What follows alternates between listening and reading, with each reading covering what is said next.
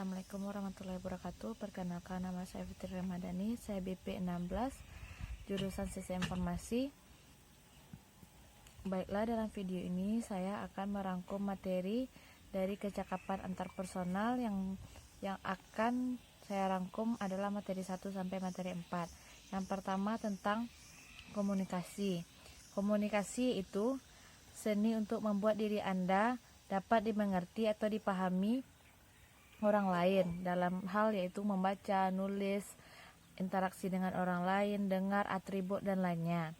Dan juga keterampilan berkomunikasi selalu dijadikan ukuran bagi efektivitas kepemimpinan. Yang kedua, hubungan antar manusia, yaitu human relationship, merupakan subjek ilmu yang paling sering ditulis, dianalisa, didiskusikan dalam sejarah bisnis modern, merupakan personal aksi dan reaksi antar manusia. Reaksi-reaksi tersebut sebetulnya dapat diramalkan secara efektif karena dipengaruhi oleh aksi-aksi tindakan-tindakan kita sebelumnya. Yang ketiga adalah motivasi. Apa itu motivasi? Motivasi dapat ditinjau dari etimologinya, yaitu berasal dari kata Latin motivus, yaitu motum yang berarti menggerakkan atau memindahkan. Lawrence Bagus dalam Kamus Filsafat mengartikan motivasi atau motif sebagai dorongan sadar dari suatu tindakan untuk merumuskan kebutuhan-kebutuhan tertentu manusia.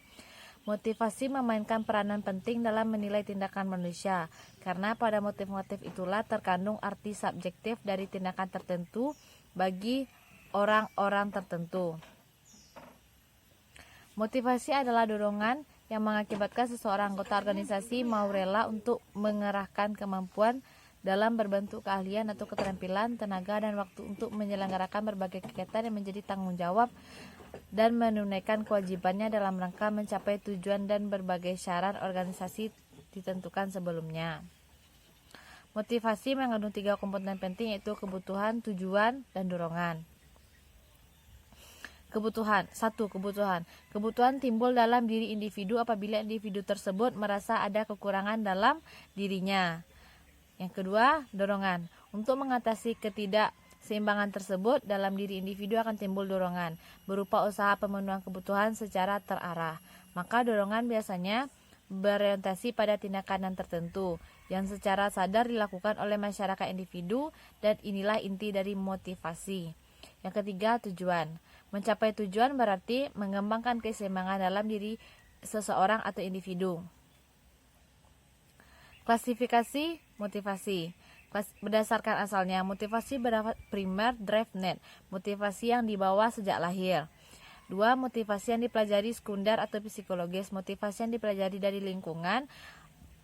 Misalnya, motivasi untuk mentaati sopan santun, bergaul. Akibat motivasi yang dipelajari, tujuan menjadi lebih khusus, motivasi dapat digabung menjadi lebih kompleks, cara mencapai tujuan dapat berubah menjadi tujuan itu sendiri. Stimulus yang baru mampu membangkitkan satu motivasi.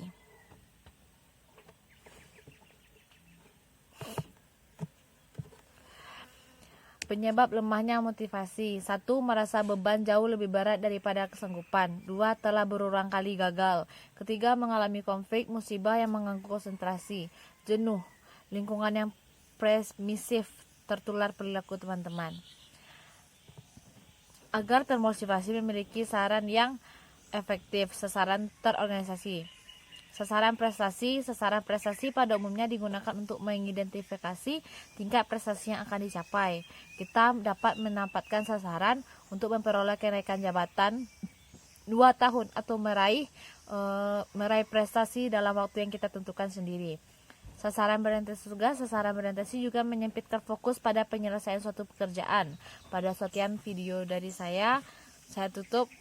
Wassalamualaikum warahmatullahi wabarakatuh.